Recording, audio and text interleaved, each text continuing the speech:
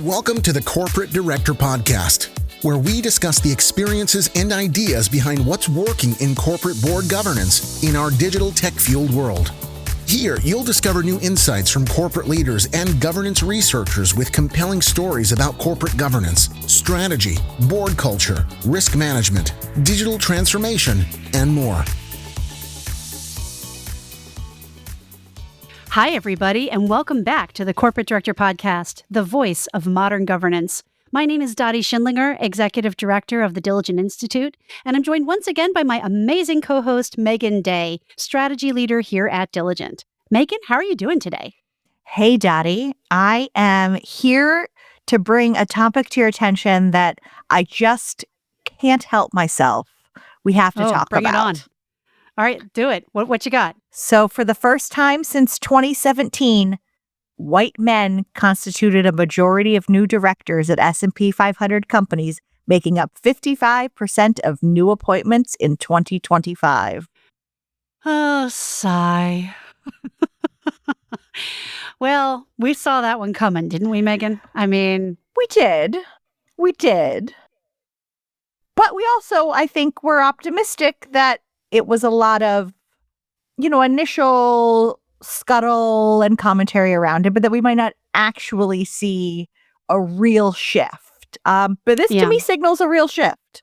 Yeah, that's a real shift. I mean, the thing is that we haven't repeated this work in a few years at Diligent Institute. So I don't feel like I have a good handle right now on what the global percentage of female directors is these days. So, the optimist in me wants to say that maybe this is partly because boards spent 5 years really focused on diversity and feel that they met their goals. And now, it's not that they're saying they're not welcoming women onto boards, but they're not maybe focused, as much on diversifying along gender lines as they were the previous 5 years because they feel they met their targets.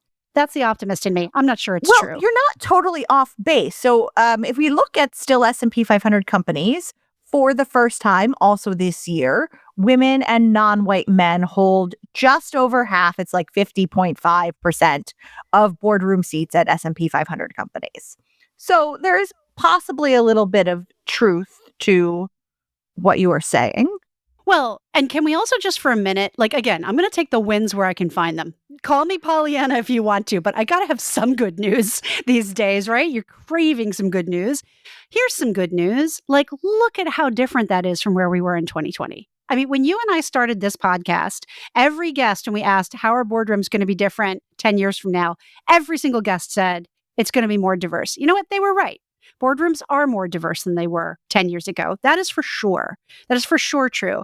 I mean, it is a little concerning to see that the momentum isn't necessarily keeping up. But again, there could be some really good reasons for that, including they've met their targets and they now have a nicely diversified boardroom. And so they're not, overcompensating. They're just basically welcoming the best people they can find, and are not as focused on demographic characteristics as they once were. Again, I feel like that might be overly optimistic, but there we have it, people. What do you think, Megan? It's really interesting, and because some of the commentary around this trend right now, so that, white men are back, for lack of a better way of saying it, that, they're seeking different types of leadership expertise and perhaps, CEO experience is rising back up in terms of the type of experience that somebody wants versus, we've seen a little bit of change in terms of specialization over the years and things like that, where there was an opportunity to pull from more diverse candidates versus just going back to that CEO pool, which, historically, regardless of other shifts happening in the world, still is primarily men.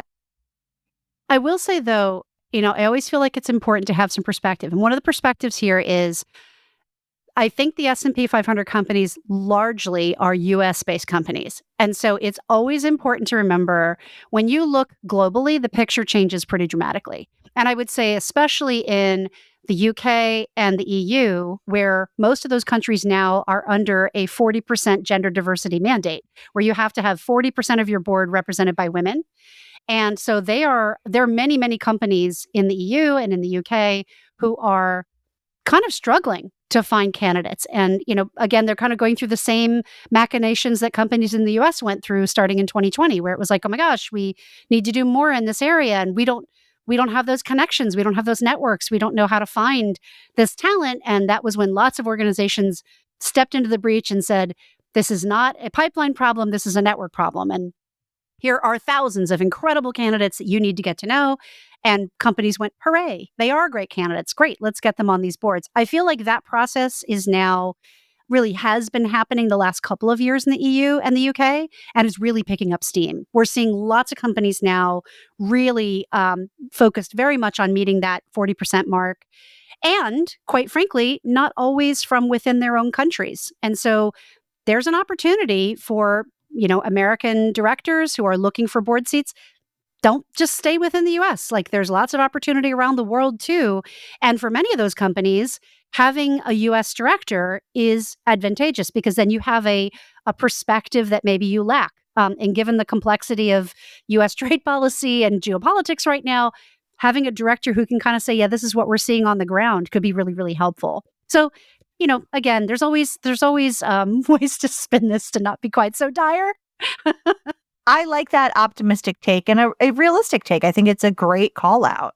And I think, again, this all just leads to what I think is our theme for today's episode, which is really around board effectiveness. How do you have the right people around the table to have the most meaningful and important conversations that drive the business forward?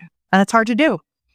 For sure. And Megan, as you know, this is one of our absolute favorite episodes every year on this podcast when we get to interview the team from the PwC Governance Insight Center about their annual corporate director survey. And this year did not disappoint. So I could have talked to Catie Hall and Ariel Smilowitz for like an entire day. We got the interview off at like the half-hour mark, so it's going to be a bit of a long listen, but I promise you it's worth it. There was so much in this year's report that is so interesting. And to your point, Megan, a lot of it really focused on board composition. There's a lot of conversation around why are directors so unhappy with their colleagues? So that's probably a pretty good segue to listen to the interview, and then we can come back and talk a little bit about what we heard.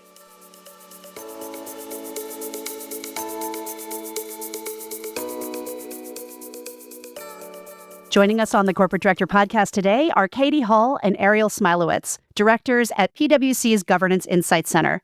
Today is one of our absolute favorite episodes of the podcast each year because we get to dig into the findings of the annual PwC Corporate Directors Survey. So Ariel and Catie, welcome to the podcast.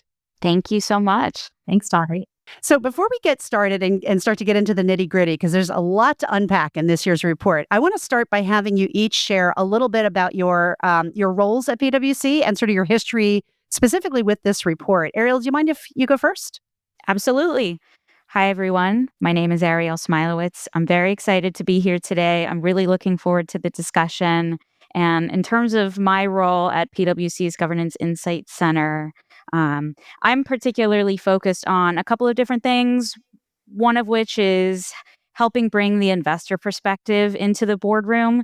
The other is also helping nominating and governance committees think differently about the dynamics that make boards effective, because these committees are so integral to shaping how the board operates. And I love helping them navigate those choices with an eye towards governance best practices.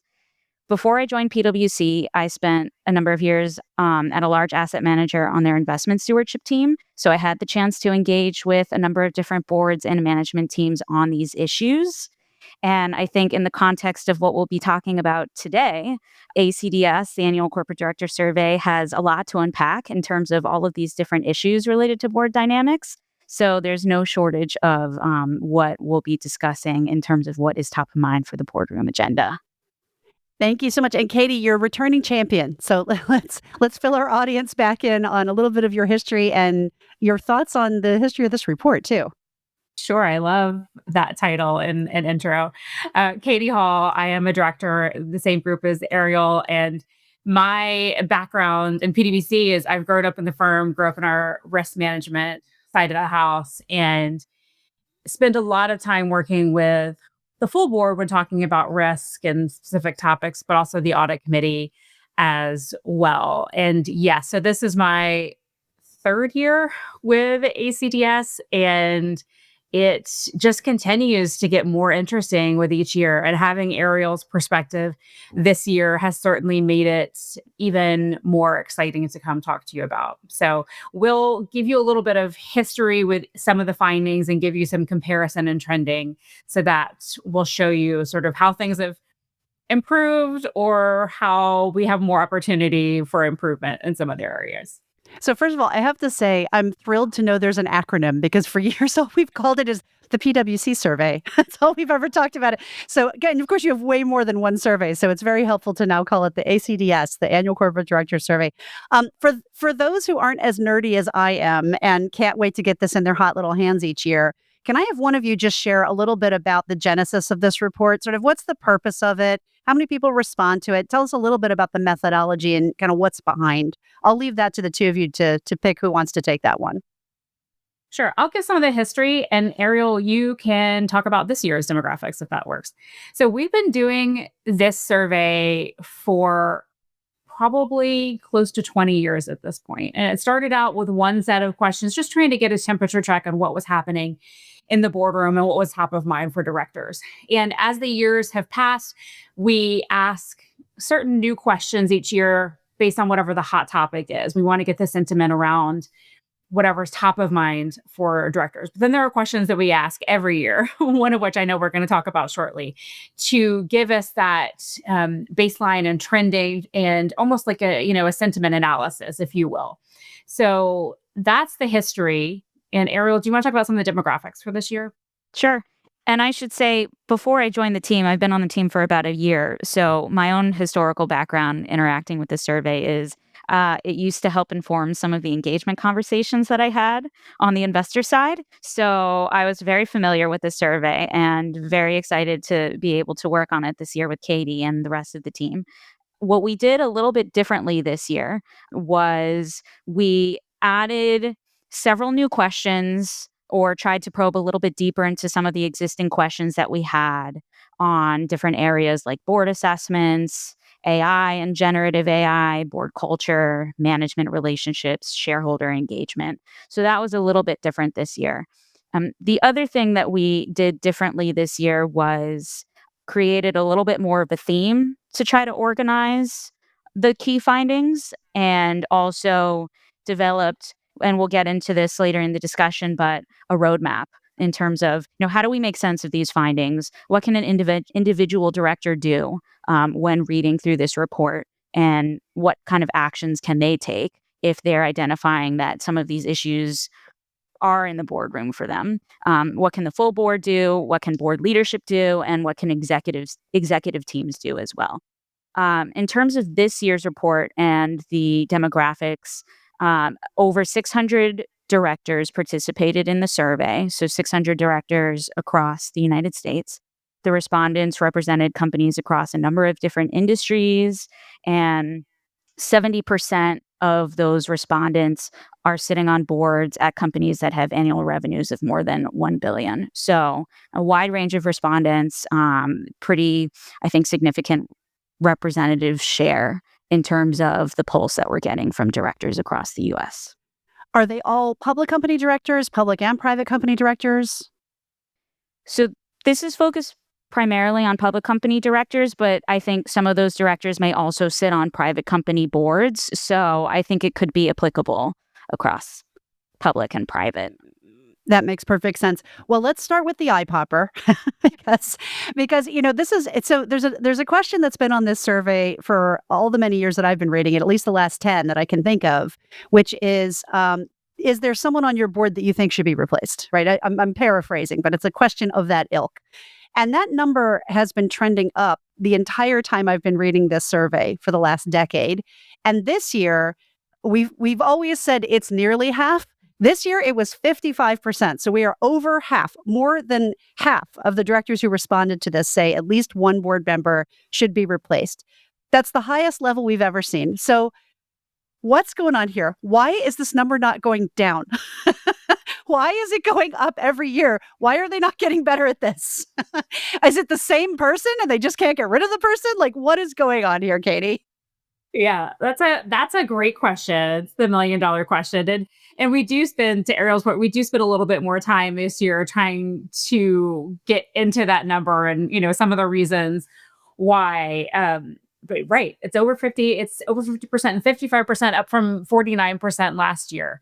And there are many different reasons that directors have indicated to us, and then there's reasons that we think as well. I mean, when we ask what's fueling that perception, what are some of the reasons why you think these directors are need to go?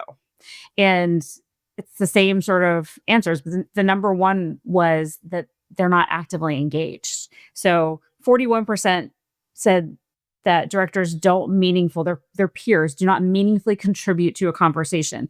So to me, I think looking at everything that directors have to cover and oversee these days, the topics are endless and they're continuing to grow. If you can't cut it in the boardroom and you're not contributing to the conversation, time for you to go, according to your peers. Other reasons are just outdated skill sets. Again, not keeping up with the times.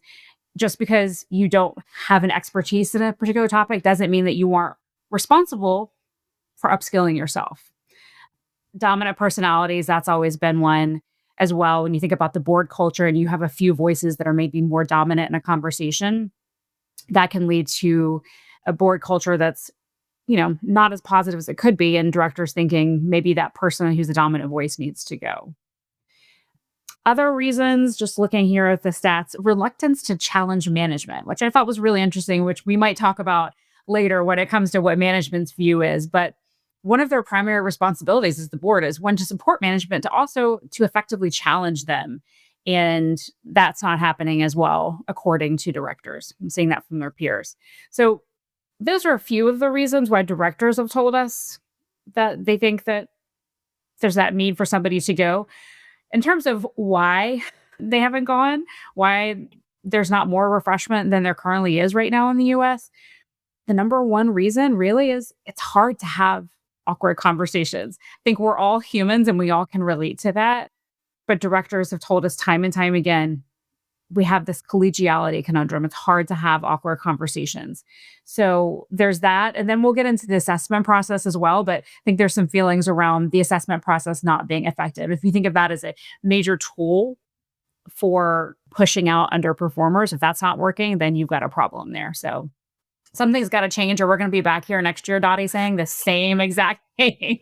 Yeah, I fear you're right. I mean, Ariel, so anything you want to add to the list that Catie just provided? And then I want to actually double click on the assessment process because there was a lot of interesting data there too. So anything you want to add before we go there? Sure. So I think I'd add, Catie mentioned that collegiality was the biggest reason that was cited in terms of why boards are reluctant to act. Another area that was cited was also wanting to wait until mandatory retirement age. And we've had quite a few different discussions with board members about the dynamics of some of these responses. And I think that, and we'll talk more about refreshment mechanisms later when we get to the roadmap, for accountability. But, I think it's kind of a challenge and a careful balancing act, because refreshment mechanisms are, I think, a potential critical solution to help address this situation. On the other hand, sometimes it's not the solution. And needing to have that difficult conversation and needing to kind of move beyond wanting to be collegial or having that be a hindrance or a barrier to doing what's best, for the board from a fiduciary perspective, if a director is indeed underperforming, is where, from what we're hearing, is really where boards are getting tripped up. And so I think, it's a very careful balancing act between the two. Refreshment mechanisms are a solution, but you don't want it to be the only solution. Well, let's talk a little bit about the next finding, which I found really kind of reassuring and sort of surprising, this moment of self-awareness on the part of directors. Often when you ask them questions about how they're doing, they're like, we're awesome. They usually kind of give themselves a really nice grade on a curve, right? But this time, 88% of the directors said that they felt they could take at least one action to improve the board effectiveness. And among those responses, the top one was seeking additional education or training on key topics. So, Ariel, I see you nodding your head. What did you make of that finding? What are some of the things that stood out to you in terms of their realization about accountability? What I like about this finding is that it's positive, which is great. And I think it's an incredible thing that most directors are self-aware and realize that accountability starts with themselves and that they can take personal steps to improve their overall board's effectiveness. So that is great. And I think there's a lot that boards can work with just from that alone. The way that we look at this finding, and this resonates specifically with me, is I think it's grouped into two different buckets. The first, as you mentioned, is seeking out educational opportunities or additional training. The second is more along the lines of thinking about these interpersonal dynamics and overall boardroom dynamics that we've already been talking about. How to seek relationships with fellow board members, encouraging more diverse viewpoints, being more willing to speak up during discussion. And so, we could continue to hypothesize about why that statistic of director discontent, for lack of a better phrase, is so high. And, one director could think, well, I don't think this director is contributing meaningfully to discussion and maybe they should no longer serve on the board. On the other hand, that director may not feel comfortable speaking up during discussion. And so that self-reflection, it goes both ways, right? I think individual directors seeing that they can take a step back and reflect on how can I do more to encourage my fellow board members to speak up or share different perspectives is already very helpful in trying to address that first key finding. Because if you don't do that, then the boardroom and the dynamic stays static and nothing changes. So speaking of that, so they're saying, hey, I realize these are things I should be doing. Will they? Because I often wonder, is this, the number just keeps going up. And when we look at who they're bringing on boards, I mean, in the survey, it's quite clear they're still looking for the same skill sets they've always looked for, right? They're looking for industry expertise, financial expertise, operational expertise. They're not looking for some of the things that, for example, CEOs say they want, like international expertise. So is this kind of like, yeah, I know I need to go on a diet and go to the gym more often. I know I need to do that. And I still am on the couch watching Netflix. I mean, is it like that? Or are we going to actually see some change? What do you think, Catie? You've been seeing this for so many years. Do you think we're going to get there next year? I love that comparison, Dottie. I am going to go glass half full on this and say that yes, if only because the external pressure on the director and the director's role in overseeing the company's strategy and the risk that strategy is only going to grow. And the director's skills required to oversee all of the complex areas that are being thrown their way. If you think about it, the average director, their former CEO, CFO, executive, academic, and they're now tasked with understanding, at least at an oversight level, cyber, AI, sustainability, transformation, all of these complex, changing, evolving areas. They're going to have to be focused on their upskilling. They're going to have to be focused on having better relationships with management to better understand how the company is approaching different areas. And in terms of the board's dynamics, again, pressure, time sensitivity, all of these various areas you have to get through. If you don't have the right board culture, and part of that starts with who your board leader is, if you don't have that culture and that dynamic in place, it's going to be really hard to get anything done and get anything done effectively. Now, in a wonderful world, we're going to see refreshment and self-awareness and turnover. That may not go anywhere fast anytime soon, but directors' individual contributions, that's one place where we could see some change and that work takes some tiny tweaks to make a difference, I think, anyways. Well, another area that is sort of screaming, hey, this is an opportunity, is in board assessment. So let's start to unpack some of the findings around board assessment because there was a lot in this report. Sort of the first one that stood out to me was the 78% of directors that said they do not believe that their board's assessment process provides a complete picture of overall board performance. And then the 51% that say that their boards are insufficiently invested in the assessment process. So Ariel, help us understand those two findings. Are they saying, hey, this is a check the box exercise, we don't really do anything with this information? Is that what we're hearing from here? I don't want to put words in their mouths. I think so. And I think that checks with what we've also heard anecdotally in some of our discussions with clients and with board members on this issue. I think, and I could put my former investor hat on as well, because I should say that at least on the investor side, when you're trying to evaluate how effective a boardroom is, board assessments is a really helpful data point, because it gives more line of sight into, is a board taking the necessary steps to identify whether everything is functioning as it should be, or functioning effectively? If there's an issue, what steps has the board taken to address that issue? Is there an action plan that's been put in place? Are there concrete recommendations? And then I think most importantly, are they tracking those outcomes over time and making sure that change is actually happening? And, I think when you're kind of on the outside looking in, so often what you see is that you are not able to get that full picture, and you're not able to really understand what the outcomes are of that assessment process and how things have changed. So I think it is really telling that directors are also telling us that on the inside, they don't have that complete picture either.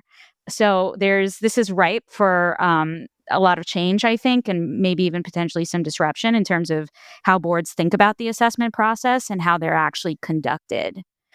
Maybe I'll stop there and see if Catie has anything that she wants to add, but I could probably go on about this for an hour. Well, you've just given us a perfect segue, Ariel, because two other data points related to assessment that I was interested to ask Catie about are the following: that only 22% of directors say that they use external facilitators for board evaluation or board assessment, and that 73% say they don't conduct individual assessments. So, Catie, is that the answer? Hire a firm to do individual assessments? Is it that simple? What am I missing? I think that in the typical consultant fashion, I'm going to say it depends. I think that's part of it. You know, Having an external facilitator is not something, I mean, in an ideal world, sure, you do it every year, but really a leading practice would be just to have them come in every few years. And to me, since we already know there's this collegiality issue in the boardroom and hard conversations are awkward, bring in somebody that's not in the boardroom and have them lead this process and help facilitate the output and that piece of it. That said, it's still going to be up to the board leader to actually carry through and carry out whatever comes out of that assessment. So having an external facilitator is a great leading governance practice, doing that every few years, as well as having individual assessments, because again, you can look at the full board, you can look at the committee, and that's going to be helpful to a point. But you're going to want to look at individual directors for their contributions, and it shouldn't be seen as a gotcha exercise either. It really is to collectively make the board better. I mean, all of us have individual assessments in our executive careers. It's something that we're used to. So I think that's a piece of the puzzle. It's not the end all be all, but I think it's definitely, there's room for growth there, since only, less than a third of directors are telling us they have individual assessments. So that's one place that we could start. Yeah, I will just share personally, I get called a lot to come in and do board assessments, and I always know that that's code for there's someone we want to get rid of. And so I'm always a big fan of, do some type of evaluation every year. And what you should be evaluating is how well did we do against the plan we set for ourselves at the beginning of the year. So that's probably problem number one, is if the board's not setting its own plan for the year, what are they measuring against, right? So it's point one. And then point two is, I always think doing individual assessments like every 3-ish years is about the right cadence, because you want to, I always end up on nom and gov committees, and I like that information because I want to know what committees to put people on. And so if I haven't done individual assessments, I might not get that as right as I could if I knew more about kind of what that person is thinking and doing and how things are going. I'd love to hear your thoughts about that. But to me, that's always code for there's dead weight we want to get rid of from this board. And then we have to have a different conversation, which is, okay, so what else are you doing? This is not a magic bullet. Like, this isn't just going to, wave a magic wand and get rid of the person. So let's talk about what else is going on. Do you have the same experience? Yeah. I mean, certainly by the time it gets to that point, sometimes that is, there's a problem or there's something that a board needs help working through. But I like also you're reframing the narrative a little bit, that it's not just a tool for getting rid of somebody, but also it can help you figure out, is someone better suited to a different committee? Right. Are there underlying problems that the board chair didn't know anything about, i.e. culture and other things like that? So I definitely think it is one of those areas, again, that bears some time spent. Yeah. And I also find too, sometimes by going through that process, you learn so much more about the individuals involved and you find out, oh my gosh, I had no idea you had this experience and we've never leveraged it. And if we did, you would be happier and we would be happier. And so sometimes it ends up with this really happy circumstance that we've just put the wrong person in the wrong place and we can leverage them differently and then they become a great board member. So sometimes it can have this really unintended happy outcome. Ariel, what are your thoughts about that? Yeah, I think it's easier to be reactive. It's more difficult to be proactive, right? And, I think in the context of something like individual director assessments, we've touched on this a little bit, but I'll be a little bit more explicit in my thinking. But board of directors is very different beast than being an employee at a company. And when you're a board member, or if you're a committee chair or a board chair, it's just a completely different way of thinking in terms of how you interact with your colleagues.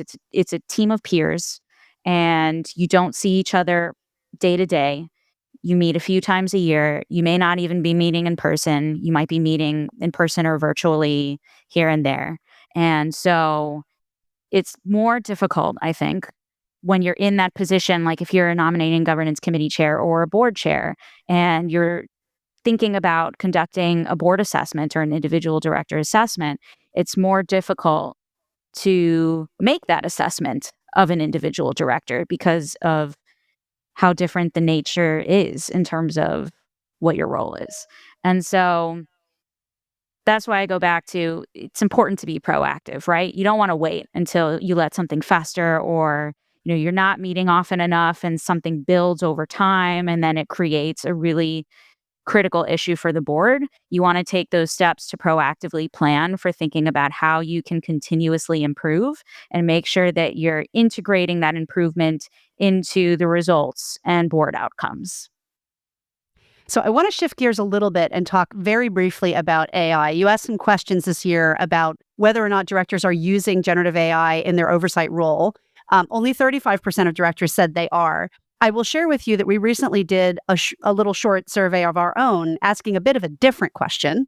The question we asked was, so have you ever used Gen AI to help you with board work? And half of them said yes. So I'm curious to know your thoughts about this. I imagine if you ask this question again next year, you'll see a different result because, of course, there's more tools on the market. There's more protection around those tools. The tools themselves are getting better. They're more purpose designed for board work. So I think all those things are going to play into that number going up. But let's talk about this. I mean, what are some of the things that you think are going to be changing about this in the next year? And what do you make of what I would think of as kind of a lower number in this report? Ariel, I see you smiling, so I'm going to ask you to answer first. This was one of my favorite questions, and I'm glad that we elevated it this year. I think that you're right. We're going to see this change over time, and I'm looking forward to seeing how it changes over time. And one of the key questions that we ask in the report is, how quickly do we think boards are going to adopt AI and integrate it into their process? I don't know the answer. Maybe it's not going to be as quick as we think. Maybe it will be rapid. It is a relatively low number when we look at how many directors have started incorporating it into their oversight role. And I appreciate that, it's still a pretty nascent area. There are a lot of reasons why directors may not feel comfortable yet thinking about how to use AI, or maybe there are still, access issues, legal risks and considerations that need to be considered. So I realize that this is still very much an emerging area, but I do think that we're going to see a lot changing in terms of the infrastructure and the environment that directors can tap into over the next few years. So I could literally talk to the two of you for the next week because I have so many other questions I want to ask you, but I realize I'm really abusing your time. So I'm going to ask you just to leave us with, any data or any insights from this report or just any reflections on the report as a whole that you want to leave our audience with. And Catie, if you don't mind, I'll ask you to go first. Sure. When I think there's a lot of different areas that we could pick, my brain is sort of ping-ponging different ones. We spent a lot of time talking about the assessment process and board culture and board dynamics, but I'm going to pull the thread rather on one that I think would support that, but as well as the AI topic, we were just talking about that. and that's board education. I think that there is a growing awareness among directors that what's worked in the past in terms of upskilling is no longer working, and that it has to be a conscious, ongoing effort to be hearing from their own management teams, be hearing from third parties, to be out in the market attending events, and just continuously trying to drive their own education. I think when it comes to something like AI, the more they know, the more powerful it'll be, both in their own use and overseeing. So I do think this is one area, regardless of whether they have the budget for their company at the board level or not, seeking their own education is going to be really important. Awesome. Ariel, how about for you? I'll tie it back to accountability. It's really hard to be a corporate director today. There's so many different issues and priorities on the boardroom agenda, and I can imagine that it's overwhelming. Dealing with regulatory developments, AI, inflation, you name it, right? And I think that it could be easy to deprioritize thinking about governance and how to be effective from a governance perspective in this environment, because you're focused on how do I address this issue right now, instead of thinking about what do I need to do to set this board up and to set the company up for success over the long term. And so, again, I love this report because I think that what we do on our roadmap is try to pinpoint at least a couple of starting points for, as an individual, here's how I can think differently about how to make sure that I'm not losing sight of that despite everything that's going on. And it could be as simple as making a goal for yourself to make sure that you have a one-on-one with every single director on the board of directors in 1 year. It could be that simple. Or it could be, I want to take more of a greater leadership role, especially if I am in a leadership role on the board, and try to reimagine some of the processes that this board has in place so that it can be more proactive in thinking about and addressing that long-term perspective so that you don't lose sight of that. So I guess that's where I'd leave it. Well, we'll need to leave it there, but I just want to thank you both so much for coming on the show again this year and sharing the insights from the PwC annual Corporate Director Survey. Thank you so much for joining us. Thank you. Thanks for having us. We've been joined today by Catie Hall and Ariel Smilowitz, directors at PwC's Governance Insight Center. Thank you so much for joining us on the show.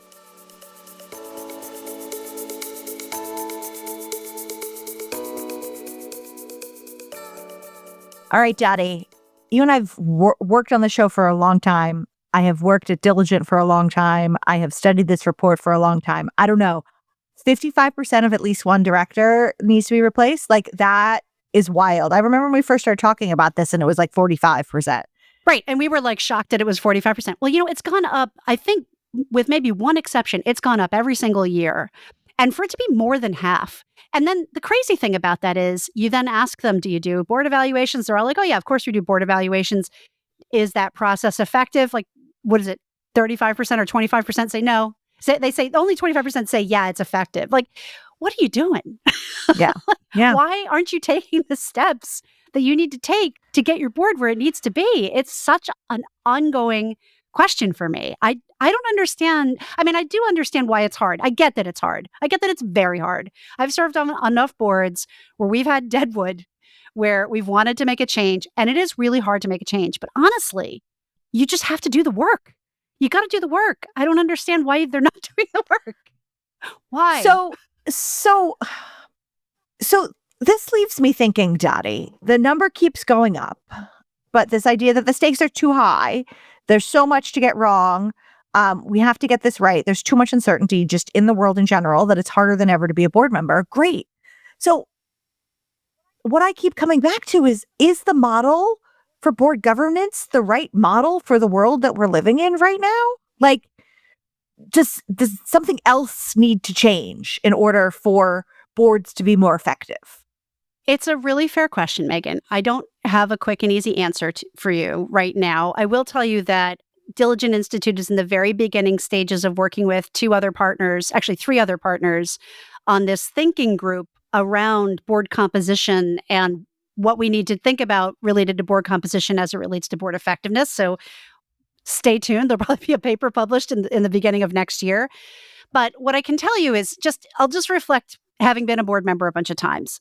What I have found is when we have had a drumbeat for, we know we need to do a board evaluation, it's always code for someone's got to go.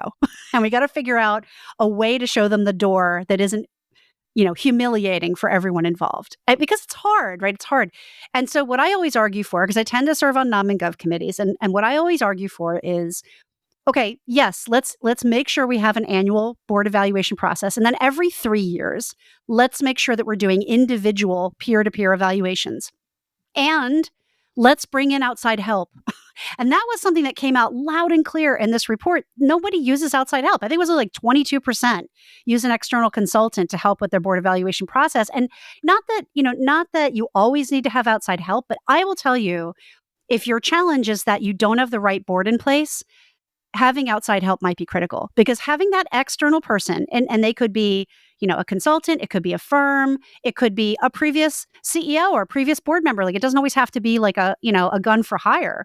But if you've got that external view who can come in and sit down with every single director, have candid conversations, take copious notes, and then present a report back to the board that is denuded of any personal comments and gives guidance on, here are the things that this board is struggling with. This is what I heard. Here are things you want to spend time on. And then confidentially to the board chair and the chair of the NomGov committee, by the way, this is what I heard from a couple of individual people that I got their permission to tell you. And sometimes what you hear is the very person they're all concerned about getting off the board is like, I've wanted to leave this board for years and I have no idea how to do it. I don't know how to exit this board and save face. And so I'm just sort of struggling. I'm at sea. I know this isn't right for me, but I don't know how to get off. Like, I'm just not clear on the actual mechanics of how to leave this board without it looking like something went wrong with this company, and I can't have that be the case. Sometimes you find that out, and sometimes you find out that someone who is seen as quote unquote dead weight has actually just been positioned totally wrong. Like, they got on the board at a certain time, they were put on a particular committee because of their working life. And since then, they've gone on to do 30 other things, and this board is leveraging none of them.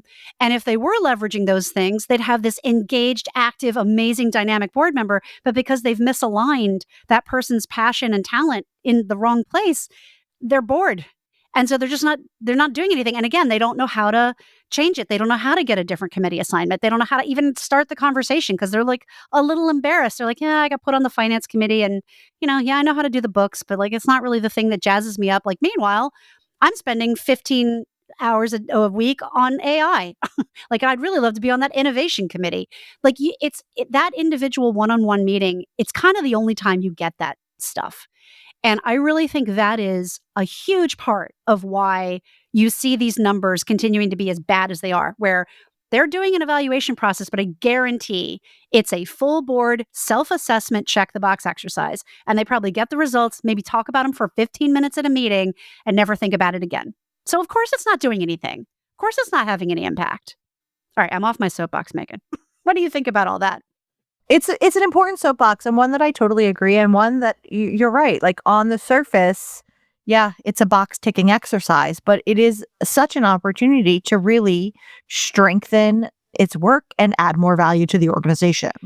I think so, because again, this might be Pollyanna-ish of me and naive of me, but I really truly believe, setting egos aside, I know there's always a little bit of an ego hit if you're no longer wanted, and that can be really hard to take. But at the same time, I don't know any directors, none, who want to stick around if it's a bad alignment for their skill set. Like, every director I ever talk to says, I want to be a rock star. Like, I want to bring value. I want to add value. It's the thing they all say. I want to know how I can add value. And so if they're told, like, hey, the way this is currently positioned, you're not getting the value you want, and we're not getting the value we want, I don't think it's a fit.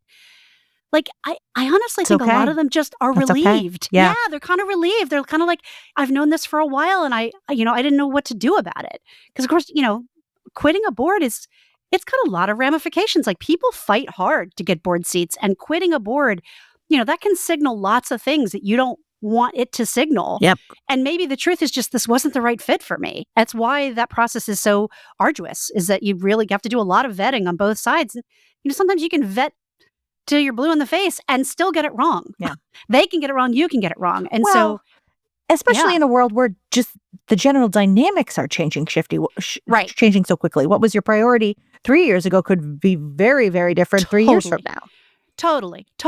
I mean, did we think 5 years ago that we were going to need a lot of board members with like trade policy expertise? I mean, like, no. Did we think 5 years ago we would need directors to know something about AI? No. I mean, you're so right, Megan. And things can move so quickly and things can change. And I think we probably just all need to do a little bit better job on our boards of just being honest with each other and with ourselves. And yeah, it's hard. There's no question it's hard. Get outside help when you need it. Like that is, for me, that was the big punchline from this conversation with our friends at PwC is like, and again, they're not trying to shill for their services, but the point is, get outside help. I mean, it really makes a difference if you've got an independent third party who's just like, look, this is just what I heard. This is what you told me. Like, this is what I heard you tell me. I'm not making anything up here. I'm repeating back to you what you all told me. And all it does is just open the door for a conversation. And even if that conversation is hard, at least you can now have it. Anyway. All right. Well, that was enough of a preach. Our poor audience. They probably hung up 5 minutes ago. Well, Megan, that wraps up another very preachy episode of the Corporate Director Podcast, the voice of modern governance. I'd like to say a few special thank yous. First and foremost to our amazing dream team from PwC, Ariel Smilowitz and Catie Hall. We'd like to also say some special thank yous to our podcast producers, Laura Klein, Kira Ciccarelli, Steve Clayton, and our sponsors of the show, including PwC, KPMG, Wilson Sonsini, and Meridian Compensation Partners. And most especially, thank you to Diligent for letting us have a rant. If you like our show, please be sure to give us a rating on your podcast player of choice. You can also listen to our episodes and find more from Diligent Institute by going to diligent.com/resources. Thank you so much for listening. You've been listening to the Corporate Director Podcast. To ensure that you never miss an episode, subscribe to the show in your favorite podcast player.